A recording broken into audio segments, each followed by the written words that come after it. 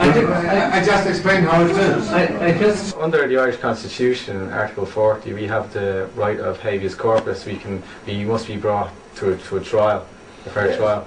If under the EU fundamental rights, if they decide that they don't want to include habeas corpus, like some other... Well, human rights only covers certain rights. The EU Charter of Rights goes far beyond that, covers a whole lot of other areas, and would open the possibility of the EU Court of Justice making decisions in rights cases in all sorts of areas which, as I say, we don't know what they decide. We don't know what these cases will be, but hypothetically, possibly they could be in these areas. And the general thrust would be to harmonise a common system. And if they're trying to build a super-state, it doesn't make sense to have a different laws governing criminal procedure or habeas corpus or whatever else. Trial by jury. Most of the continental countries don't have trial by jury. Britain, Ireland, and the other English-speaking countries of the world have from the English days. So there are these differences, national differences, in highly sensitive areas which could be affected down the road by the EU being given that power. But why give the EU the power to decide our rights?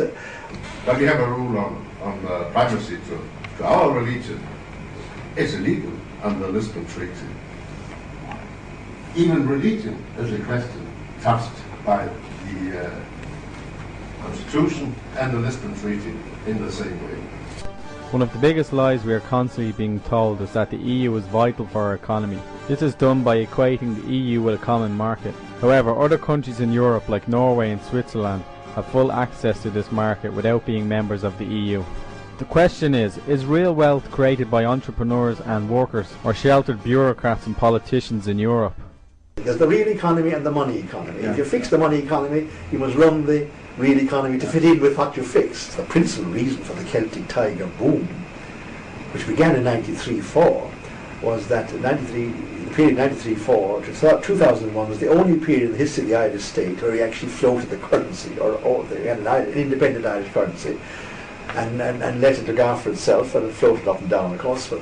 But previously we tried to tie the currency with the pound sterling and then with the Deutschmark. I have seen in my country, we even had your Prime Minister telling us about the Celtic Tiger and how good it was for Ireland.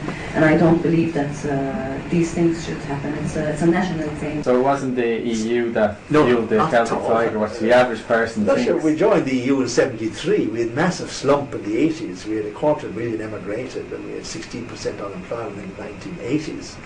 And other countries that are in the EU, Germany and France, we did it a long time, and on the whole they've had a very poor economic record, Germany until recently anyway. So the EU is not a formula for prosperity one way or the other. I think it was largely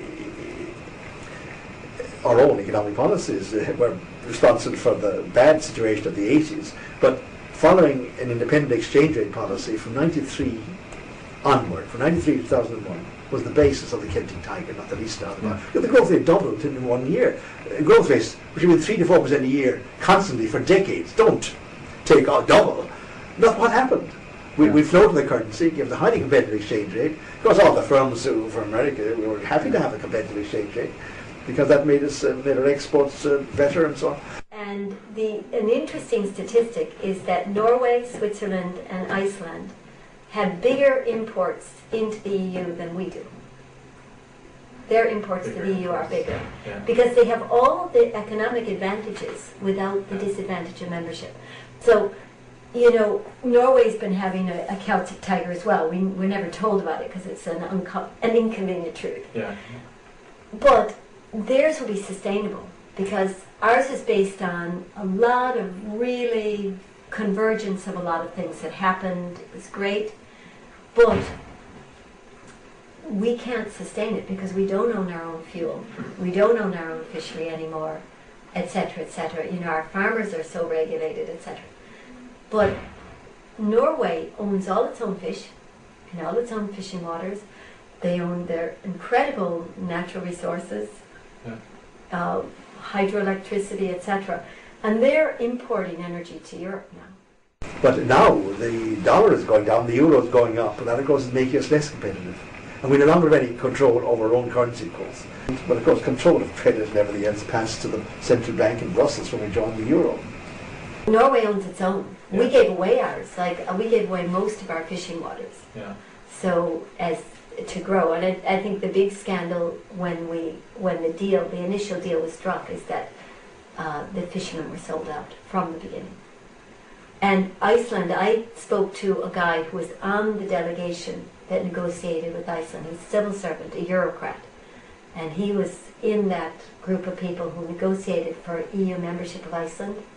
And he said the reason they pulled out and didn't join was Ireland. What happened to Ireland's fisheries?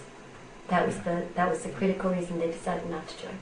But the other point you mentioned was that, of course, we had a boom in the late 90s anyway. House prices were going up. We then joined the Eurozone, and that gave us a lower rate of interest. We nearly halved our interest rates, Which made them go up and boom even more. Yeah, because if you've got a boom on, and capital is, and then make capital even cheaper, borrowing and credit even cheaper, which lowered the interest rate, which happened when we joined the Eurozone, people are going to borrow even more. Do you think that would make an economic collapse even more? Well, it contributed to the boom, undoubtedly, especially the boom in house prices. Yeah. And you would say that if we had our own central bank, it would have adopted a more conservative attitude. It wouldn't have cut interest rates.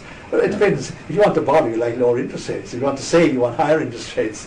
If you're buying, some people would like cheap interest rates, but it's not always the best thing to have dirt cheap interest rates. And some people are now a lot of people are borrowed up to their eyes, and they're caught with huge houses that they bought, and that that they can't pay the interest, and that the value of the house is going down. Yeah. I know some people who are living in an 80-year-old 2-bedroom house that has a tiny bathroom, and they think they're rich because it's gone up to 400,000. It's the same house they're living in when they were poor. Oh, so this house doubled in price in the last 5 years. I mean, it's notional value. I mean, if we heirs will get the benefit of it, but it could well come down in price. Come down by half in the next 2 years. I mean, house prices are falling now. Nobody knows how much they'll fall, but I think they'll fall quite significantly.